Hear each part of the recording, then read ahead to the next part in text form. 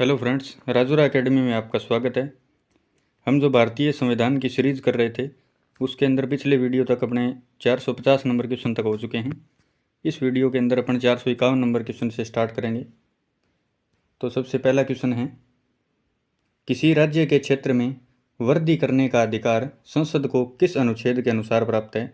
तो वो है अनुच्छेद 3 के अनुसार। 71वें संविधान संशोधन के बाद किन किन संघ राज्य क्षेत्रों की विधानसभाओं के सदस्यों को राष्ट्रपति के चुनाव में शामिल किया गया है? तो वो है पांडिचेरी और दिल्ली। नेक्स्ट देखते हैं, कौन सा अनुच्छेद संसद के 2 अधिवेशनों के बीच 6 महीने के अंतराल की अनिवार्यता का उल्लेख करता है? तो वो है अनुच्छेद 85। आपातकाल के दौरान संसद लोकसभा की अवधि एक बार में कितने समय के लिए बढ़ा सकती है? तो वो 1 वर्ष के लिए बढ़ा सकती है। किन स्थितियों के आधार पर राष्ट्रपति आपातकाल की उद्घोषणा कर सकता है? तो वो है युद्ध या बाह्य आक्रमण या सशस्त्र विद्रोह है। इनके कारण है वो राष्ट्रपति आपातकाल है वो घोषित कर सकता है। नेक्स्ट पे चलते हैं, जब किसी विधेयक को राष्ट्रपति के पास भेजा जाता है तो कितने दिनों के भीतर उसे विधेयक पर कार्यवाही करना आवश्यक है? तो इसकी कोई समय सीमा नहीं है, वो जब चाहे तब कर सकते हैं।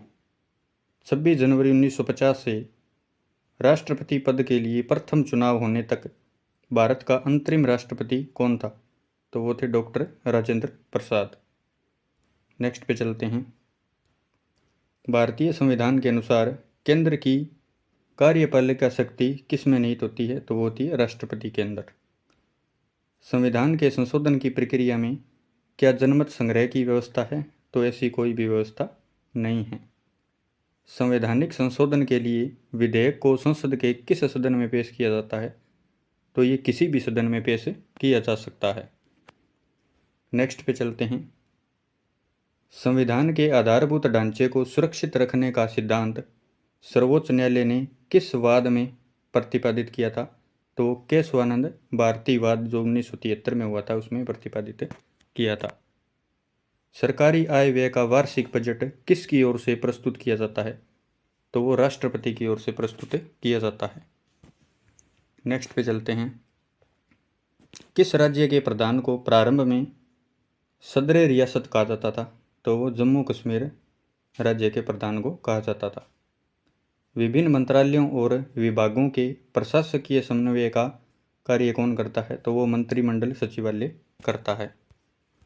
नेक्स्ट पे चलते हैं, राष्ट्रपति किस अनुच्छेद के अंतर्गत सर्वोच्च न्यायालय से किसी विवाद पर संवैधानिक सलाह लेता है? तो वो अनुच्छेद 143 के तहत ले सकता है।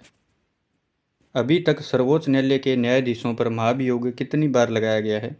तो 1 बार लगाया गया है। राज्यसभा के सदस्य कितने समय के लिए चुने जाते हैं? तो वो 6 वर्षों के लिए चुने जाते हैं। नेक्स्ट पे चलते हैं, संसद के अवकाश काल में राष्ट्रपति किसकी पूर्व स्वीकृति से अध्यादेशों को जारी कर सकता है? तो वो मंत्रिपरिषद की सहमति से कर सकता है। भारत के संविधान में कृषि को किस सूची में रखा गया है? तो वो राज्य सूची के अंदर रखा गया है। लोकसभा की नियम समिति का अध्यक्ष कौन होता है? तो वो लोकसभा अध्यक्ष होता है। नेक्स्ट पे चलते हैं, केंद्र एवं राज्यों के बीच वैधानिक शक्तियों का बंटवारा संविधान की किस अनुसूची के अंतर्गत किया जाता है या किया गया है? तो वो 7वीं अनुसूची के अंतर्गत किया गया है। संविधान के किस अनुच्छेद में ऐसी व्यवस्था की गई है कि भारत का एक उपराष्ट्रपति होगा? तो वो अनुच्छेद 63 के अंदर की गई है। नेक्स्ट पे चलते हैं, संविधान के किस अनुच्छेद के आधार पर राष्ट्रपति वित्तीय आपात की घोषणा करता है? तो वो अनुच्छेद 360 के आधार पर करता है। भारतीय संविधान संशोधन प्रक्रिया किस देश के संविधान से प्रभावित है? तो वो दक्षिण अफ्रीका के संविधान से इसको लिया गया है। नेक्स्ट क्वेश्चन पे चलते हैं, अनुच्छेद 21 के अंतर्गत किस प्रकार की स्वतंत्रता का संरक्षण प्राप्त है? तो वो है प्राण एवं दैहिक स्वतंत्रता के संरक्षण का। नेक्स्ट है, संविधान की किस अनुसूची में दल बदल विरोधी कानून विषयक प्रावधान है? तो वो 10वीं अनुसूची के अंदर दिया गया है। नेक्स्ट है, आपातकाल की घोषणा के दौरान लोकसभा का कार्यकाल कितना बढ़ाया जा सकता है? तो एक बार में 1 वर्ष के लिए बढ़ाया जा सकता है। भारतीय संविधान के किस एक संशोधन द्वारा राष्ट्रपति को कोई भी मामला मंत्रिपरिषद द्वारा पुनर्विचार किए जाने के लिए वापस भेजने का अधिकार दिया गया है? तो वो 44वें संविधान संशोधन द्वारा ये अधिकार इनको दिया गया है। नेक्स्ट पे चलते हैं, संविधान निर्माण के लिए उद्देश्य प्रस्ताव किसने पेश किया था? तो ये जवाहरलाल नेहरू ने किया था। डॉक्टर BR अम्बेडकर की अध्यक्षता में गठित प्रारूप समिति को क्या कार्य सौंपा गया था? तो इनको परामर्श समिति द्वारा तैयार किए गए संविधान का परीक्षण करके संविधान को विचार के लिए संविधान सभा के समक्ष प्रस्तुत करने का जो कार्य है वो सौंपा गया था। नेक्स्ट पे चलते हैं, संविधान सभा का अंतिम दिन कौन सा था? तो वो 24 जनवरी 1950 था। विधि के समक्ष समता तथा विधियों के समान संरक्षण का अधिकार संविधान के किस अनुच्छेद में प्रदान किया गया है? तो वह अनुच्छेद 14 के अंतर्गत प्रदान किया गया है। नेक्स्ट पे चलते हैं, राज्यपाल पद ग्रहण करने से पूर्व किसके समक्ष पद और गोपनीयता की शपथ लेता है? तो वो राज्य के उच्च न्यायालय के मुख्य न्यायाधीश के समक्ष शपथ लेता है। नेक्स्ट है, राज्य के निम्न सदन को क्या कहा जाता है? तो उसको विधानसभा कहा जाता है। राज्य विधानसभा में कुल कितने सदस्य होंगे?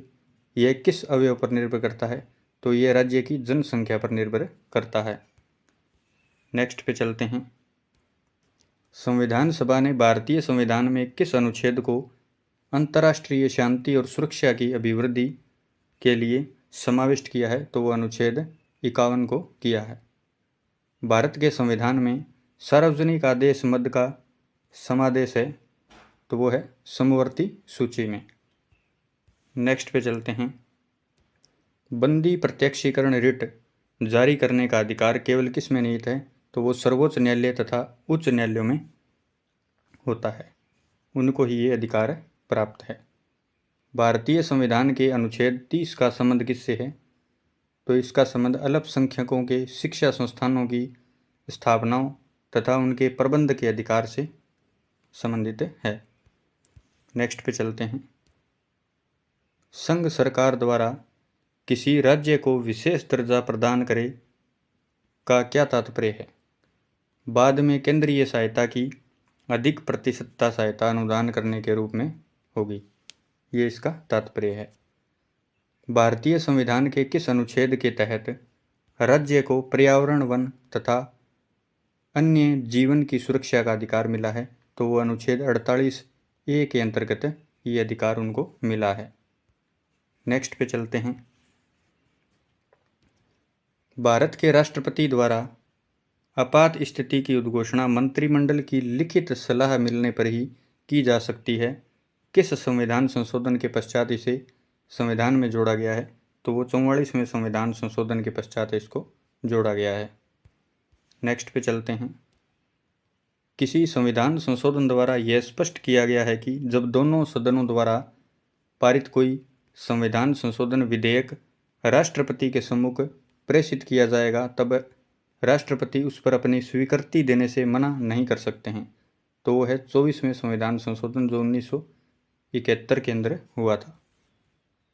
मूल संविधान में कितने राज्यों का उल्लेख था? तो उसमें 20 राज्यों का उल्लेख था।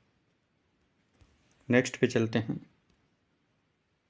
दादर और नगर हवेली भारत में शामिल होने से पूर्व किसके उपनिवेश थे?